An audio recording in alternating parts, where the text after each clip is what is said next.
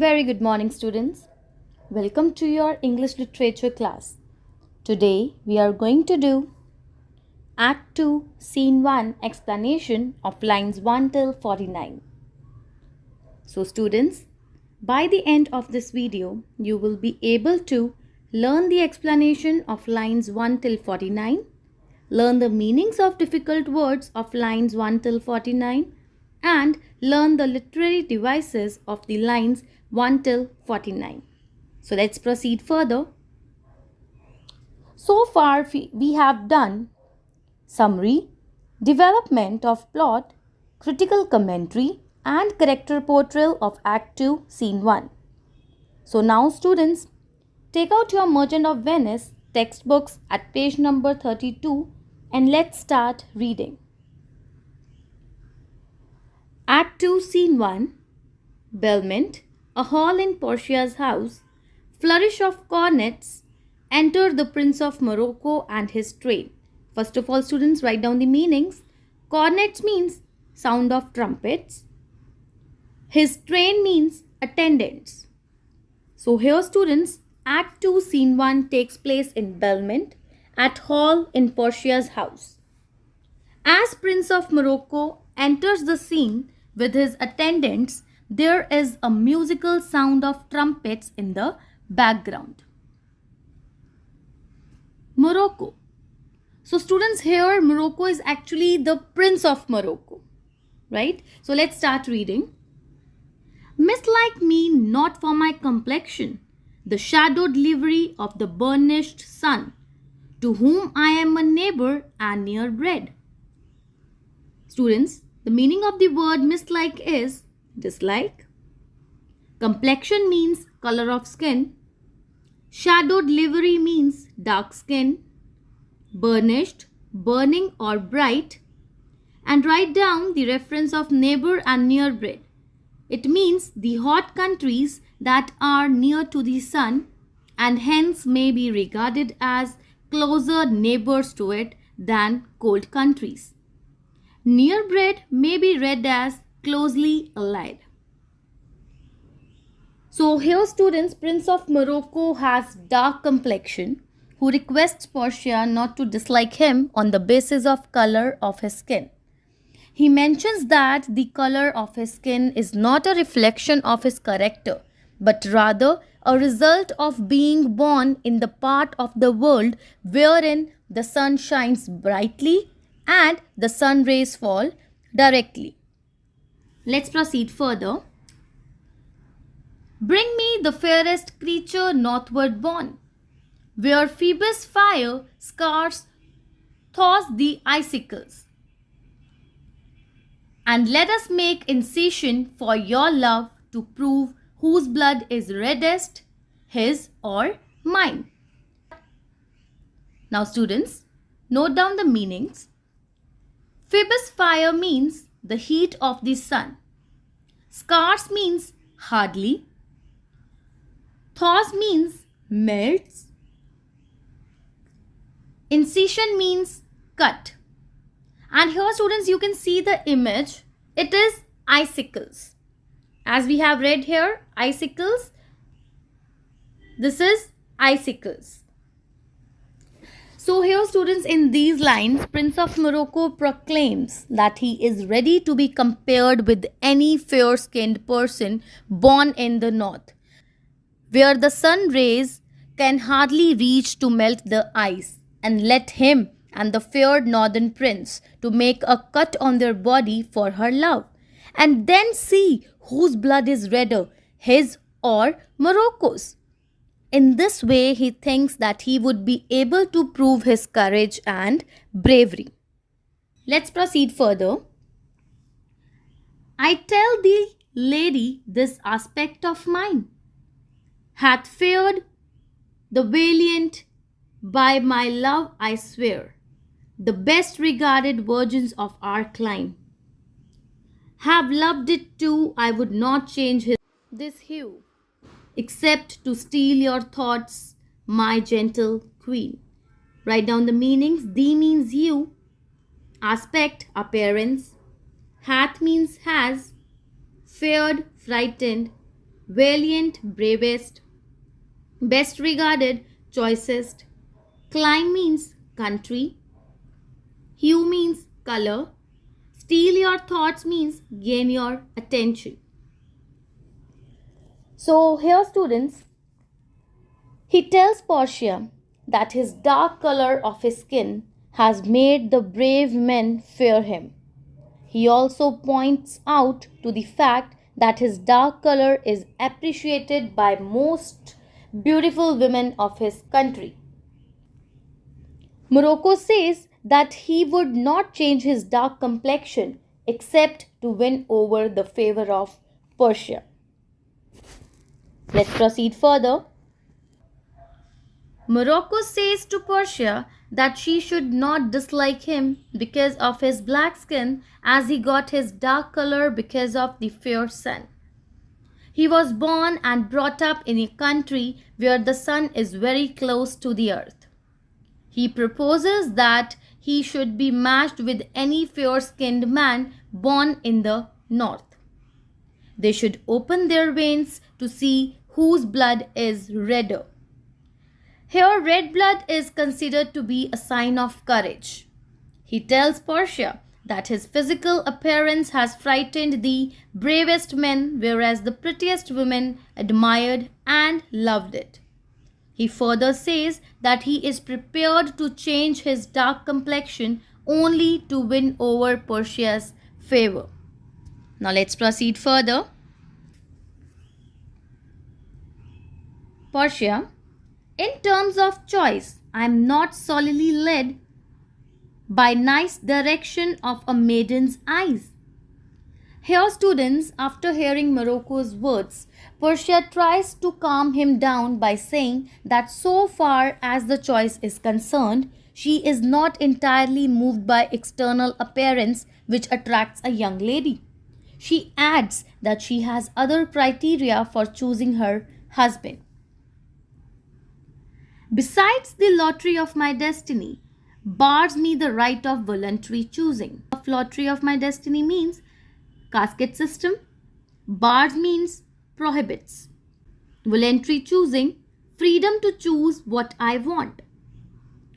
So here students, she adds that the lottery designed by her father prevents her from choosing a man of her own liking. But if my father had not scanted me and hedged me by his wit to yield myself his wife, who wins me by that means, I told you, yourself, renowned prince, then stood as fair as any comer I have looked on yet for my affection. Scanted me means curtailed my choice. Hedged means confined. Then stood as fair means would then have had as good a chance.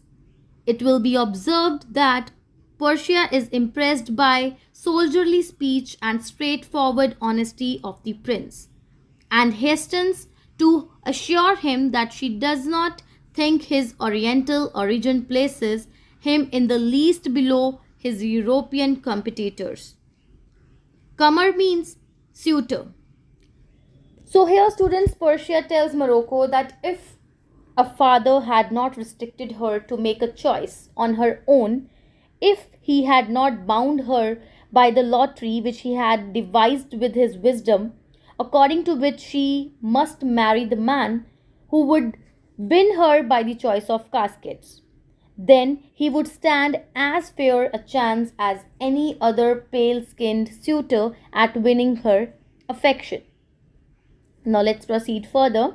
Now fair is used as a pun here, which means likely to succeed and fair-skinned. Now let's read the gist. Portia says that so far as the choice is concerned, she is not led alone by the attractive looks which please a maiden's eyes. In addition, she says that she has no choice in the selection of her husband. The lottery designed by her father prevents her from choosing a man of her liking. In the lottery, her father left 3 caskets of silver, gold, and lead, and the suitor who picked the right casket with Portia's portrait in it would win her as wife. Here, Portia is complaining and wishes that her father had not controlled and limited her by his wisdom to give herself as wife to the one who wins her by means of lottery. She says to Morocco that he also has a fair chance as any other suitor she has seen so far. Now let's proceed further. Morocco. Even for that I thank you. Therefore, I pray you lead me to the caskets to try my fortune. So here Morocco thanks Portia for her kind words and further displays an unyielding thirst to participate in the test of the caskets. He requests Portia to lead him to the caskets to try his luck. By this scimitar that slew the Sufi and a Persian prince that won 3 fields of Sultan Suleiman.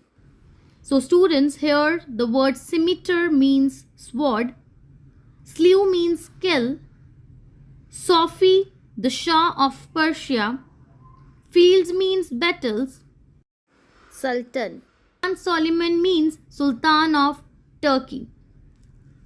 So in these lines, he boldly proclaims his past accomplishments. He swears by his sword with which he killed Shah of Persia and a Persian prince who had won 3 battles against the Sultan of Turkey. Let's read further. I would outstare the sternest eyes that look. Here in this line, Morocco says that he would defiantly look into the most fierce eyes. Outbrave the heart most daring on the earth. He says that he would challenge the most brave men on earth. Pluck the young sucking cubs from the she-bear. Yeah, mock the lion when he roars for prey to win the lady. Mock means challenge. So here he speaks of miracles he is ready to perform, like he would snatch away the young sucking cubs from the mother bear, even challenge the hungry lion which is roaring for his prey in order to win Persia. So students, let's proceed further. But alas the while, if Hercules and Lichess play at dice, which is the better man? The greater throw may turn by fortune from the weaker hand. So students, note down the reference of Hercules and Lichess. Hercules was the Greek god of strength and is always used as the type for manly courage and physical energy. Lichess was the servant who brought Hercules a poisoned shirt and was immediately thrown into the sea by his angry master. The sense is that a strong and brave man has no better chance than a weak man in a gambling competition. So here, Morocco uses the example of Hercules by retelling the story in which Hercules was beaten by his servant Lichess at a game of dice. Even though Hercules was the strongest and quite superior to Lichess, he lost in a game of chance and luck. So here students, this example is applicable to Morocco's since his fame, wealth and achievements are of no help to him to win Persia.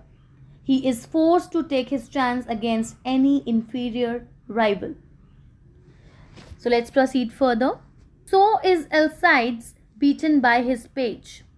Alcides is another name for Hercules and the page is Lichess. Page here refers to servant students. So the idea is simply of continuation of the above. There is no story to the effect that Hercules and Lichess ever did indulge in a game of chance, but Morocco says that if they had done so, the page here refers to servant, would have had quite a good chance of beating his master. And so may I, blind fortune, leading me, miss that which one unworthier may attain and die with grieving. Blind fortune means goddess of fortune who is blindfolded. So here students, Morocco says if he is dependent on the goddess of fortune, then he might lose Portia and a lesser man might win her hand in marriage. He also mentions that all of these brave deeds would be of absolutely no use since his fate depends on luck and chance rather than bravery and courage. So let's read the gist now. Morocco thanks Portia for the kind words and requests her to lead him forward to the caskets to try his luck. He swears by the sword with which he slew the Shah of Persia and a Persian prince who had won 3 battles against the Sultan of Turkey. He tells many brave deeds to Portia. He says that he would defiantly look into the most fierce eyes, outbrave the most daring heart on the earth, pluck the young sucking cubs from their mother, and taunt the hungry lion when he roars for prey to win Portia. He further says if the great Hercules plays a game of chance with his servant leeches to decide which is the better man, the winning throw may come by chance from the hand of the weaker man, and the great Hercules may be beaten by his own servant. So he says that he has only blind fortune to lead him. He may miss the chance to win, and the less worthy may win, and at that time he should die of grief. Now let's proceed further. Portia, you must take your chance and either not attempt to choose at all or swear before you choose. If you choose wrong, never to speak to lady afterward in way of marriage. Therefore, be advised. So students, take your chance means take your luck. Be advised means consider carefully. So here Portia informs Morocco that there are certain conditions for the suitors undergoing the test. If Morocco participates in the test and chooses the wrong casket, then he would be forbidden to extend an offer of marriage to any other lady as well. So she advises him to think carefully before he chooses. Morocco, nor will not come bring me unto my chance. So here students, when Portia advises Morocco to think before he chooses, he says that he will not think again. He requests her to lead him to the caskets so that he can make his choice. Let's read the gist. Portia tells the Prince of Morocco that he must take the chance of choosing the right casket. She then warns him about the oath of not getting married to any woman if he makes a wrong choice of casket. Morocco agrees to Portia and requests her to take him to the place to try his luck on caskets. Portia, first forward to the temple. After dinner your hazard shall be made. Hazard means choice. So here students, Portia informs Morocco that he can participate in the test of the caskets later on. For now, she invites him to dine and rest as a guest at her palace. Morocco, good fortune then to make me blessed or cursed among men. Blessed means happy and cursed means wretched. So Morocco contemplates on the 2 outcomes of the test. That is, if he chooses the right casket, he will be the happiest man. But if he makes the wrong choice, he will be the unluckiest man alive. Cornets and exeunt. So the scene ends here. There was again the sound of trumpets. Everyone exit. So let's read the gist. So Portia tells Morocco to go forward to the temple first, and after dinner his choice will be made. So students, your homework is solve the work given in your SNAP homework. Thank you.